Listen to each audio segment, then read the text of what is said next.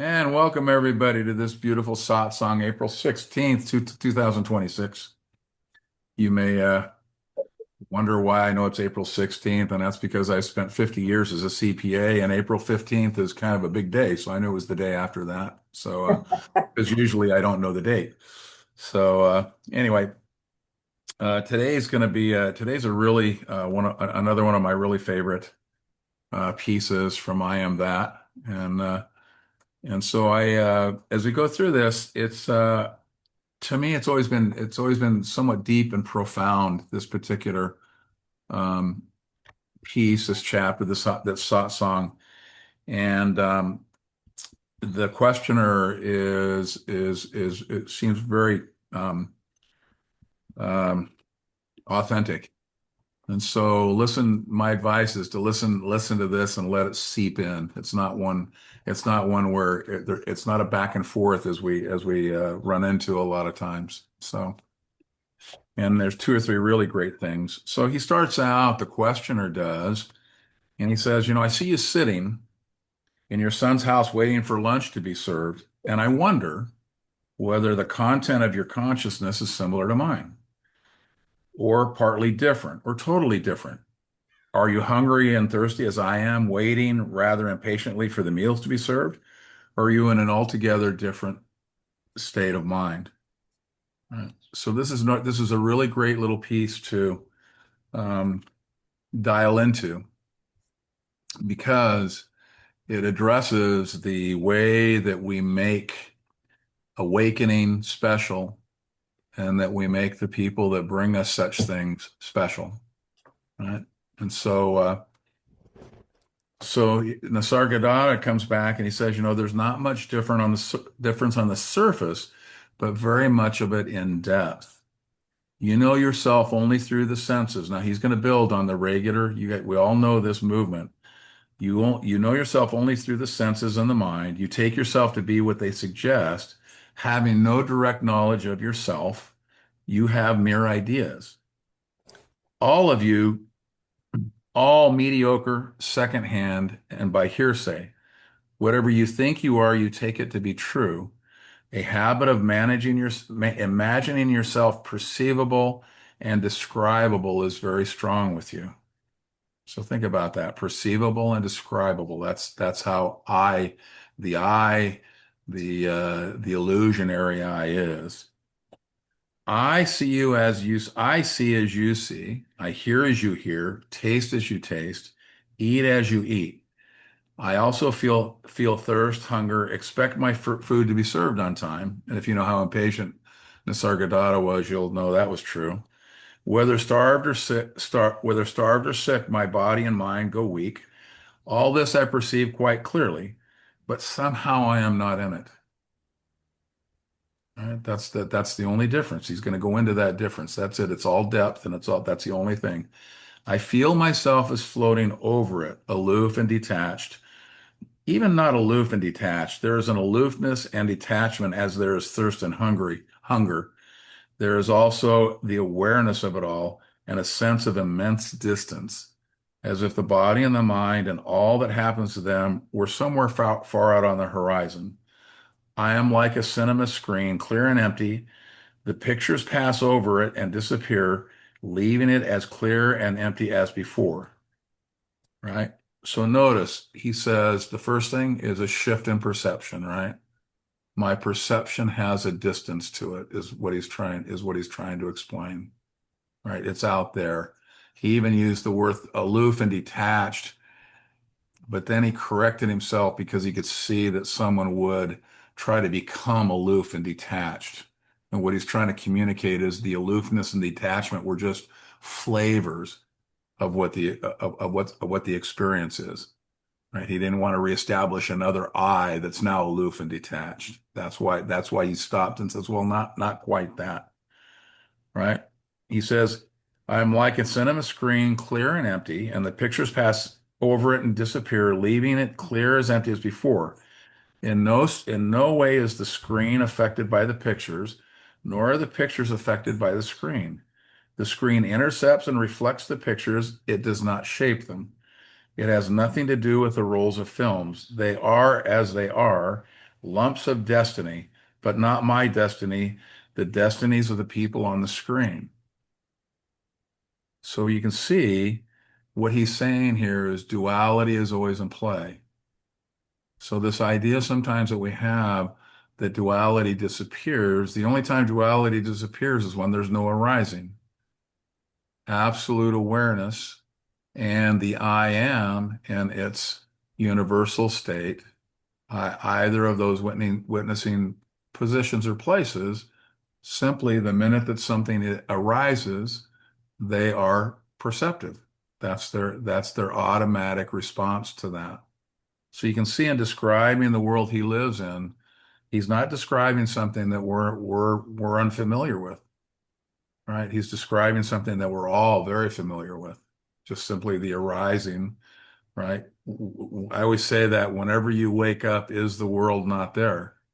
And I have yet for someone to say, no, it's not there. It's always right there because because there is a tracking, a perceiving that's happening, right? The question, he says, you do not mean to say that the people in the picture have destinies. They belong to the story and the story is not theirs. A great questioner, right? He dives right in and he says, what so he doesn't have to stop here. He moves on, Nisargadatta. He says, what about you? Do you shape your life or are you shaped by it? First question. He says, yes, you are right. A life story unrolls itself, of which I am one of the actors. I have no being outside it. It has no being without me. I am merely a character, not a person. Okay. So notice what's happening here. That's part of the living understanding, what this questioner just recited. And what's a living understanding? It's a story piece that's used as a stepping stone, right? So that's all that's going on. A lot of times when we tell a story, we rework the story so that now the story that's in ourselves is exactly that. So I am lived into the moment. And what does that and there's nothing that could have happened that is otherwise happening. It happens the way that it happens. That is exactly it. What does that do? It relieves the pressure of the other living story that says, I am making the decisions. I'm under the pressure. I'm under the gun to make the decisions. I'm the autonomous decision maker. I'm the autonomous doer, right? So that little piece of living understanding lifts that off, right? Well, later that all disappears, right? One might describe it as that in a story piece if describing is asked for or needs to be done. But if not, no story is told. Living simply happens. Right? So understand what a living understanding, because we're starting to get into these pieces where we see that. He says, Nisargadatta, the character will become a person when he begins to shape his life of accepting as it comes and identifying himself with it. So now he's coming back the other way, right? He's telling you, hey, that work back to the living understanding you usually have. The questioner, this is a great question. He says, when I ask a question and you answer, what exactly happens? He says, the question and the answer both appear on the screen. The lips move, the body speaks, and again, the screen is clear and empty. Questioner, when you say clear and empty, what do you mean? I mean free from all contents. To myself, I am neither perceivable nor conceivable. There is nothing I can point out and say, this I am. You identify with yourself with everything so easily.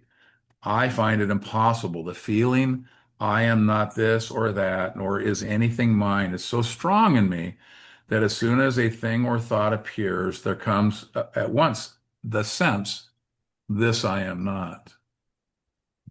So you see, he's talking about the shedding of the living understanding. First, he gives you the living understanding. I'm lived into every moment. And then he says it turns into this, where the clearness and emptiness is always part of the arising. No prompts needed, no living understanding needed. The best he will say is there's a sense, if you will. He Hmm. says, "Do you mean to say that you spend your time repeating this, I am not, not, I am not?" He says, "Of course not. I am merely verbalizing for your sake. By the grace of my guru, I have realized once and for good that I am neither object nor subject, and that I do not need to remind myself all the time." Right? So that's where the duality collapses. It's in the recognition that I am the perceiver and perceiving itself, right? Unless something arises within perceiving, right? Object and subject collapse. And that's all he says. Question, I find it hard to grasp what exactly you mean by saying you are neither the object nor the subject. At this very moment, as we talk, am I not the object of your experience and you the subject? Now here's a real fun one. You'll enjoy this. Maharaj, look, when my thumb touches my forefinger, both touch and are touched.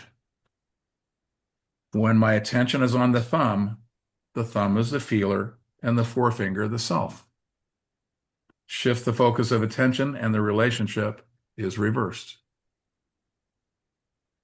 Right? I find that somehow by shifting the focus of attention, I become the very thing I look at and experience the kind of consciousness that it has. Mhm. I become the inner witness of the thing. I call this the capacity of entering other focal points of consciousness. Love, you may give it any name you like. Love says, this is very famous, love says, I am everything. Wisdom says, I am nothing. Between the two, my life flows. Since at any point in time and space, I can be both the subject and object of experience, I express it by saying, I am both and neither and beyond both. Right? So, yes, duality is always there, but you can see that his experience of duality is much different than one who is identified with one part of duality as being the object or the subject, depending on what role they're playing, right? He says now he comes back to the specialness. You make all these extraordinary statements about yourself. What makes you say those things? What do you mean by saying that you are beyond space and time? Right now, remember that identification, in fact, and this is an interesting thing. We talk about identification with the individual that you are, and that it shifts to awareness itself, which is to say, you were all that is, as it were. And that's really what he just went through. So when he says, I am beyond space and time, that's what he's talking about. He's not talking about the Nisargadatta. He's talking about the awareness that we all are. And that statement is being made not on his behalf, but on the behalf of all of us, if you will. All right, the unbroken whole, as it were. He says, you ask and the answer comes. I watch myself, I watch the answer, I see no contradiction. It is clear to me that I'm telling you the truth. It's all very simple, only you must trust me that I mean what I say and I am quite serious.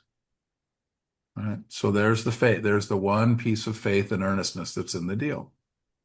Right? The faith and trust of someone hearing that to go, oh, I'll try that on. Right. I have this little thing I use all the time. I I call it trying on a new pair of jeans. Right. So whenever you hear a new piece of a living understanding, which is what he's giving you here, this is what it looks like. He's saying, try on these new jeans. And you're like, no, no, no, no, no, I like my old jeans. And the Hmm. answer always is no problem. You know, hang them on the back of the door, try on the new jeans. If you don't like them, the old ones are always going to be there. If you find that identification is really that compelling, it's always available. In fact, its availability is really high. But here's these new piece, and do you have the faith and the earnestness just to try on a new pair of jeans? See how this concept sits, see how it plays. Yeah. So then in that language, every pointer is a living understanding. Correct. Yeah, got it. If it's verbal in any way, Joseph, right? Because the minute that truth reduced to language, it's reduced to pieces, parts, and duality, and that's where it lives. Of course, is in that space. So all it can do is point Got it. to what's beyond it. So that's absolutely spot on. And just understanding that. And what's helpful is to see that once something has shifted internally, right? A lot of people, what they do is they go back to pointers that have already been thrown away, right? So when Ramana Maharshi said, you use one thorn to get rid of another thorn, those are pointers, right? And when you're done, throw them both away, right? And there should be a third sentence, throw them away somewhere you can't get back to them. Because seekers have this habit of seeing, it's like the memes I talk about, right? You see one meme, you see another meme, and you're like, oh, wow, that's the new wisdom for today. And no one ever asks the question, well, hey, I think that was last week. That's not this week, right? That's the piece that internally let your inner guru go, yeah, yeah, I remember that. Got it. That thorn's long gone. It's in a dumpster somewhere. We're good. Landfill has it. He says, he says, um, He says, you ask and the answer comes. I watch myself. I watch the answer. I see no contradiction. Only you must trust me. As I told you already, my guru showed me my true nature and the true nature of the world. Having realized that I am one with, yet beyond the world, I became free from desire and fear. I did not reason out that I should be free. I found myself free, unexpectedly, without the least effort. The freedom from desire and fear has remained with me since then. Another thing I noticed was I do not need to make an effort. The deed follows the thought without delay and friction. I have also found that thoughts become self-fulfilling things that would fall into place smoothly and rightly. The main change was in the mind. It became motionless and silent, responding quickly but not perpetuating the response. Spontaneity became a way of life. The real became natural, and the natural became real. Above all, infinite affection, he likes that word affection, love, dark and quiet, radiating in all directions, embracing all, making all interesting and beautiful, significant and auspicious. Right. Now here's a piece I think this is the piece. Remember, we talked about making special. So he comes back to that. This particular questioner is very interested. Now there's and you probably have all heard the term seedies, right? And the seedies are particular talents or expressions in the arising of manifestation. Some are healing. I remember who was the guru that used to manifest gold watches. I forget his name, but Mir Baba, was that? yeah, yeah, Sai Baba. Yeah. Sai Baba used to manifest gold watches. But anyway, these are all called siddhis, right? Or these special gifts. He says, we are told that the questioner, we are told that various yogic powers arise spontaneously in a man who's realized his own true being. What is your experience in these matters? See, he's asking about specialness. This one bothers this questioner. He says, man's fivefold body, physical, has the potential powers beyond our wildest dreams. Not only is the entire universe reflected in man, but also the power to control the universe is waiting to be used by him. The wise man is not anxious to use such powers, except for when the situation calls for them. And if you go one deeper, you're lived into every moment. It happens by itself. He finds the abilities and skills of the human personality quite adequate for the business of daily living. Some of the powers can be developed by specialized training, but the man who flaunts such powers is still in bondage. The wise man counts nothing as his own. Right? One is simply the conduit for what flows through it. Right? And that's the body mind. So when he talks as his own, that's the identified body mind, that the individual I, the separate I.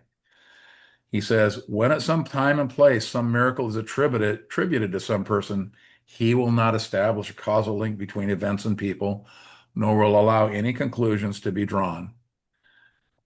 All happened as it happened because it had to happen.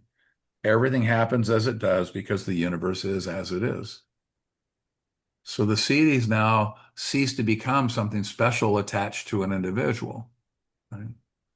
I remember Ramesh and I were talking about this one day, and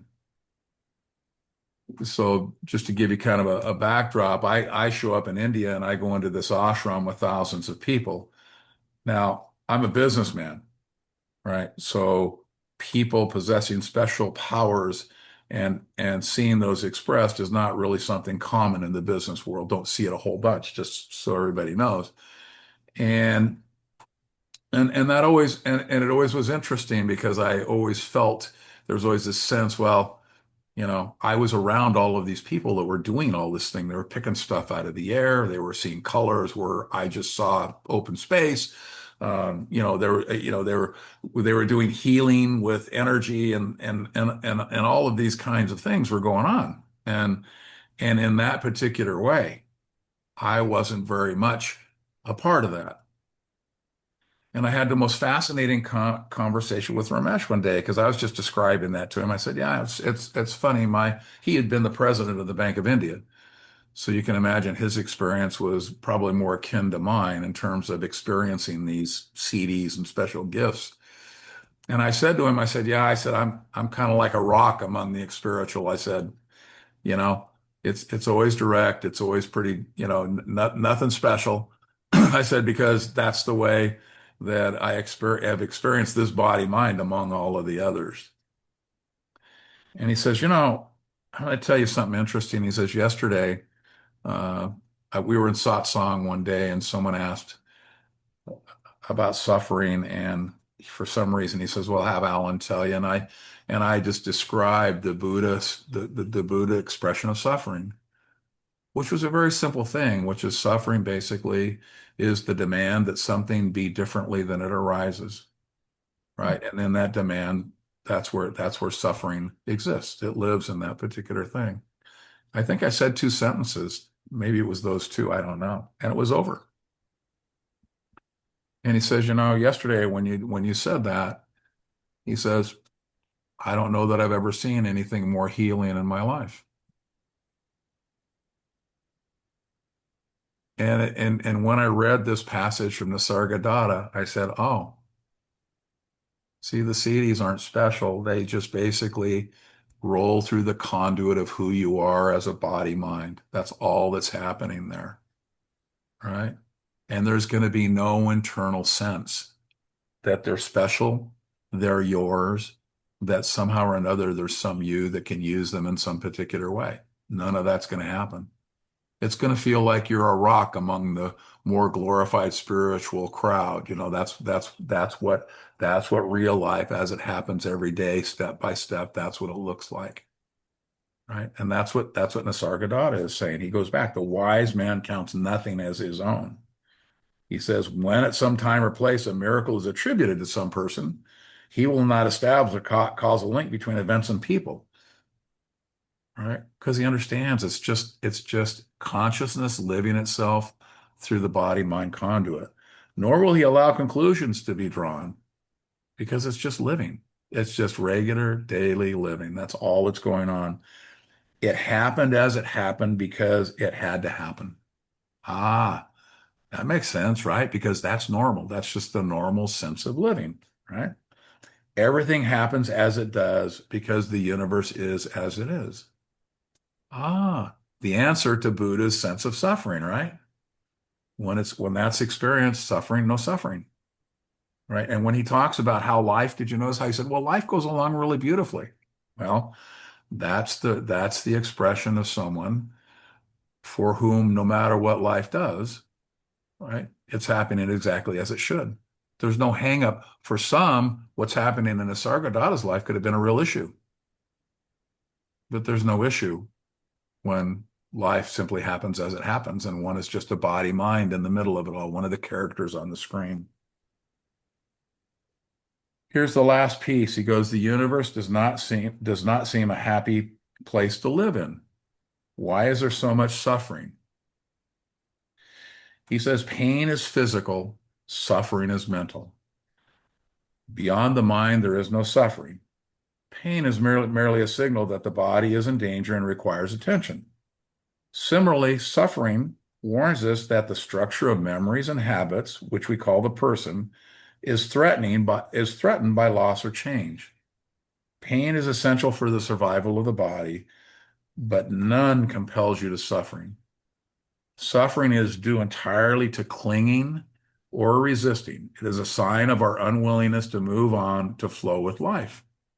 Back to Buddha's definition of suffering. As a sane life is free of pain, so is a saintly life free from suffering. Most lives includes pain and suffering. The sage's life includes pain, but no suffering. That's all. It says, and the questioner says, nobody has suffered more than the saints. Nisargadatta says, huh, did they tell you that? Or do you say so on your own? Great answer, huh? The essence of saintliness is the total acceptance of the present moment, harmony with things as they happen. The saint does not want things to be different than they are. He knows that considering all factors, they are unavoidable. He is friendly with the inevitable and therefore does not suffer. Pain he may know, but it does not shatter him.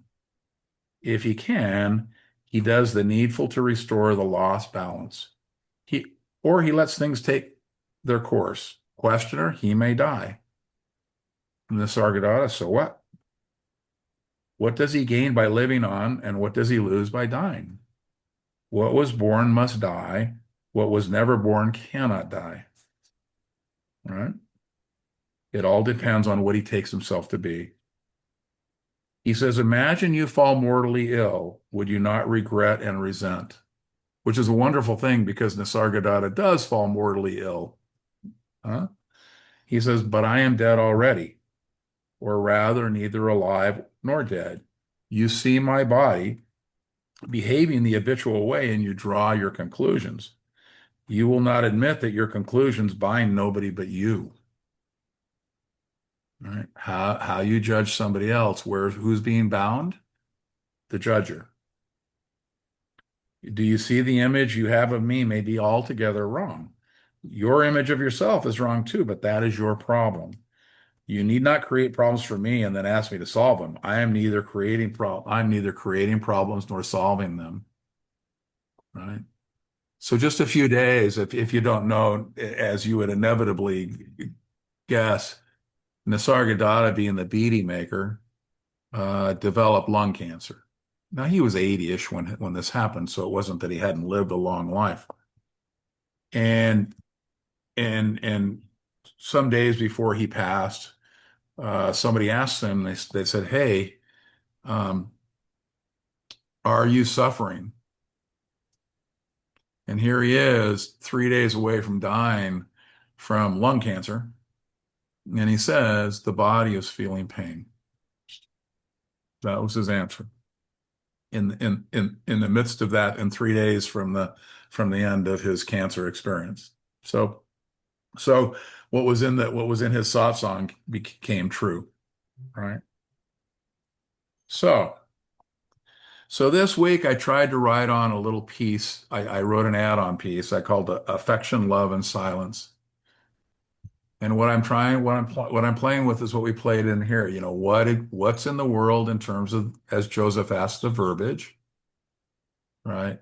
And what is beyond, right? That's the question. And I got teed up, and I'm sorry Brad's not here today because Brad's the one that teed it up. He wrote me a note last week, and he said, "Hey," he says, "are you going to talk about love and silence at some particular point in time?" I said, "Oh, great." So I said, "Yeah." I said, "Well, I hadn't thought of it, but I am now." I guess he didn't expect me to do it the following week. So hopefully he watches this. So here we go. Perhaps one of the more confusing aspects of the expressions of a realized jnani is the use of words like affection, love, and silence. These are not foreign terms. We've used them all of our lives. Because of this familiarity, we carry with them a dense conditioning. They are embedded in our story of separation. They refer in our common usage to relationships, emotions, and experiences that occur between entities. Mhm. Yet these same words appear repeatedly in the teaching of sages when referring to the arrival of the I am or the recognition of being prior to individuality. This creates a subtle confusion. The intellect hears the same words and assumes the same meaning, but the pointer is not describing something within separation. No pointer does, even though it's expressed in separation, as Joseph and I talked about earlier. It's not what it's describing. It is describing the absence of separation itself. To understand this, we need to look carefully at the nature of I am and its apparent extension into the individuality. The I am is indivisible. It is not personal. It is not located. It is simply the sense of being prior to definition. But from this indivisible immediacy arises what appears to be manifestation. I often describe this as an extrusion of the undifferentiated sense of being into individualized forms. Right? We talked about the cookie and the extrusion here the last couple of weeks. Imagine raw dough. It is unformed, homogeneous, without distinction. Then the mold is applied. The dough is pushed through, and shapes appear. Stars, circles, animals, whatever the mold defines. The shape's different, but the substance is unchanged. All right? In the same way, this indivisible sense of being appears to extrude into individualization. The shapes are thoughts, bodies, identities, emotions, and experiences. But the substance is still the same undivided being. All right? So the difficulty is that most of us have spent a lifetime attending to the shapes. We have described our world entirely in terms of the extrusions. We know the star, the circle, the animal, but we rarely notice the dough. So when the pointer directs us to look back at the undifferentiated I am, the first recognition are still often described in the language of shapes. We say, there is peace, there is love, there is silence, there is affection. Right? We migrated into duality. These are not wrong, but they are still descriptions of the extrusion, not the raw substance. This is where the Yani's language becomes interesting. Sages like Nisargadatta, Maharaj, and Ramesh Balsekar often use precisely these words, affection, love, silence, when pointing to the crossover from individuality into being. Why would they do this? Because they recognize that most seekers cannot yet grasp the indivisible directly. All right, so these are pieces of living understanding, right, intended to be discarded. The mind requires a bridge, so the Yanni speaks in terms that seem experiential, relational, and even emotional. The words function as training wheels. They stabilize the seeker long enough for the sense of indivisibility to become evident. But training wheels are not the bicycle.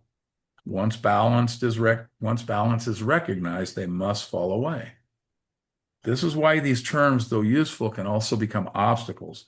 If they are held as definition, they reintroduce separation. Love becomes something felt by someone, silence becomes something experienced, and affection becomes a quality belonging to awareness. The indivisible has been redivided. Ramesh used to illustrate gently, and I say this all the time. Someone would say in Satsang, these questions you ask are unnecessary. We really only need to sit in silence. And Ramesh would chuckle and reply, that's perfectly true, but you all keep asking me questions. He did not define silence.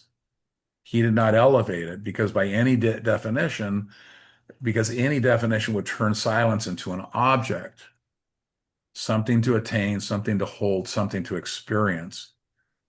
But silence, in the sense used by the sages, is not the absence of sound. It is not an internal stillness. It is the very absence of division.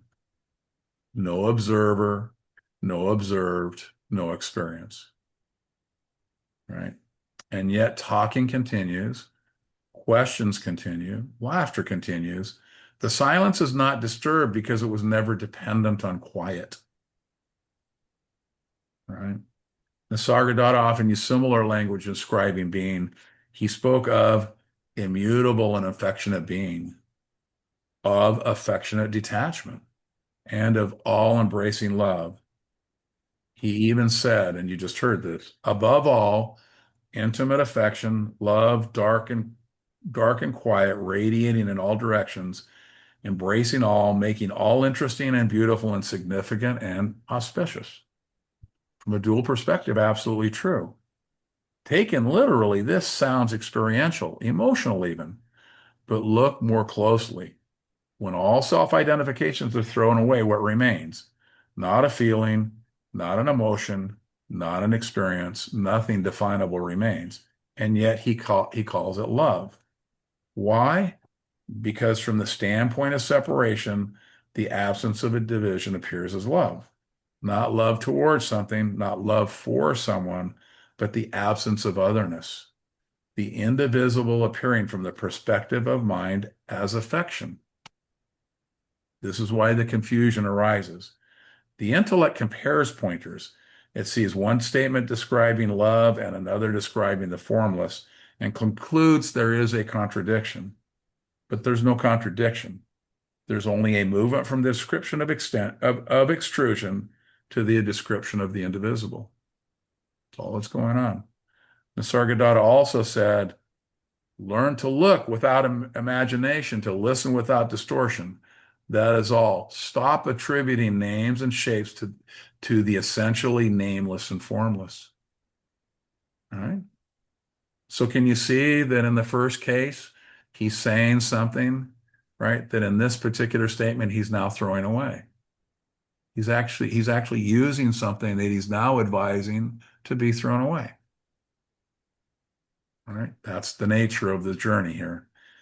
Here he removes the training wheels. No love, no affection, no silence, only the nameless and formless. The same pointer stripped of its transitional language.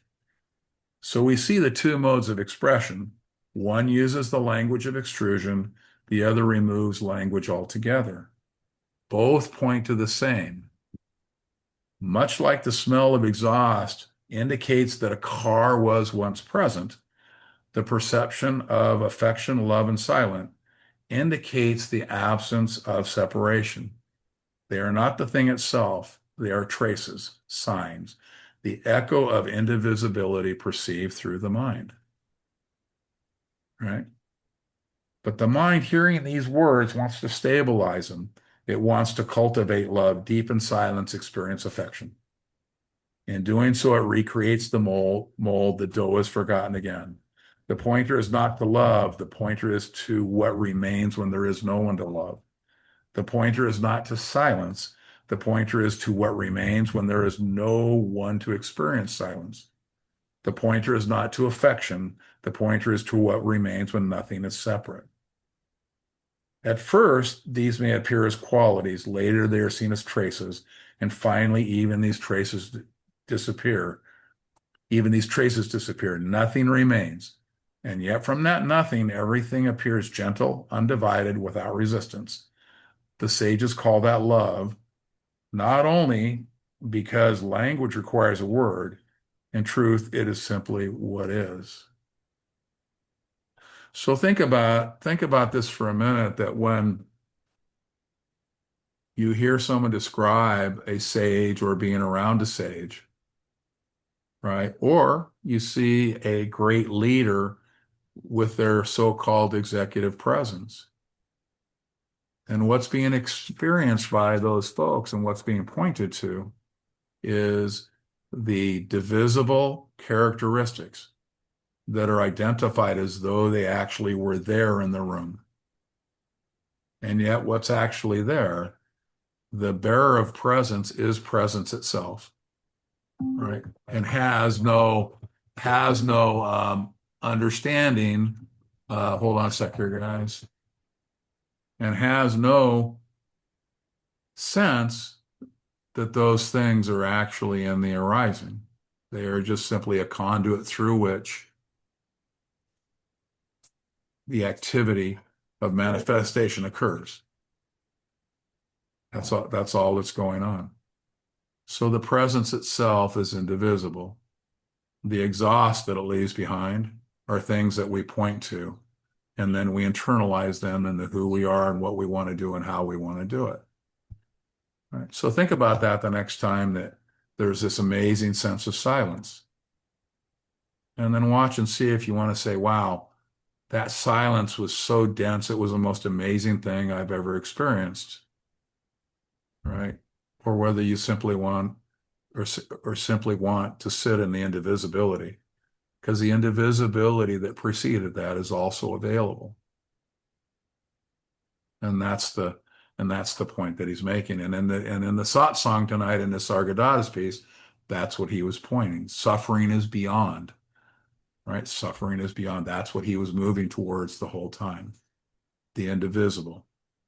In the indivisible, when there is no sense that there is any issue with what arises, but rather one is simply what does arises, then the definition of the individual has dissolved.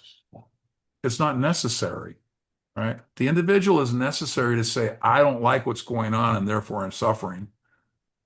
No individual, who's to say? It arises the way it arises. The individual isn't there to even have a comment about it, other than the mind that yaps about it occasionally, because the mind will have this habit of returning even after it's seen that that's not where it belongs. So, so you always remember that, but it just becomes kind of a hilarious commentator on life usually after some period of time. Right. All right. Any comments or questions or anything anybody want to add?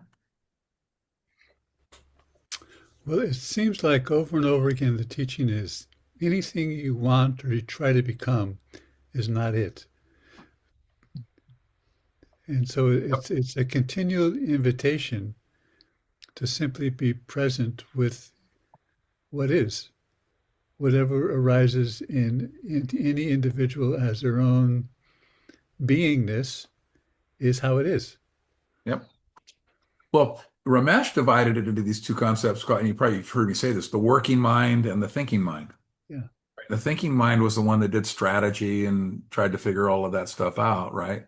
And the working mind, I kind of love this, just showed up when whatever needed to happen happened, right?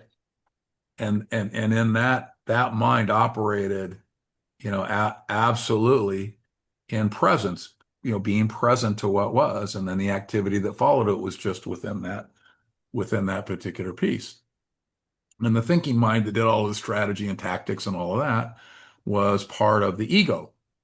Right. So the being given a pointer and deciding to try on that pair of jeans is part of the thinking mind.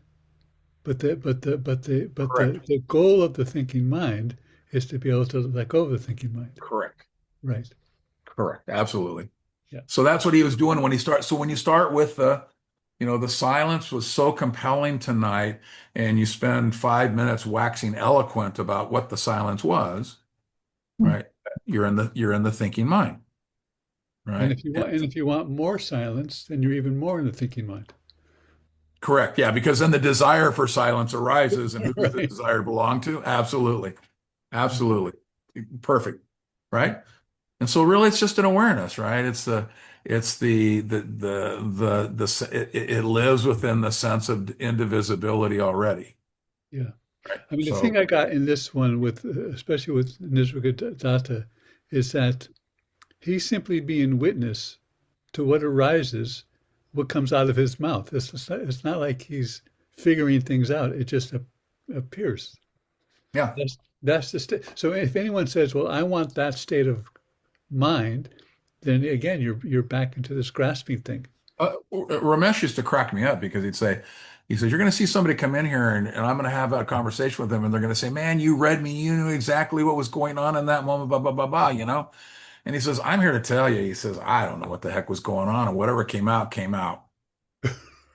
He said, the way I'm looking at it, if consciousness had it all figured out, hey, great on consciousness, I wasn't there for that part, and it was always just really funny. Now, because, and that's that definition of humility. You remember when they talk about humility is? Well, listen to what Ramesh says. Instead of him saying, "Oh yeah, man, I studied and I got da da da," da," like it just came out of my mouth the way it came out of my mouth. Right. Well, in that particular way, you can see that the humility of the body mind is installed. It's a scene that, yeah, none of what you think was going on was going on. What was going on was, the work of consciousness itself. All that was going on was consciousness was speaking to consciousness. That was it. Right. And there you go.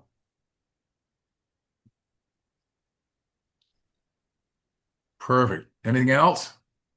Hmm.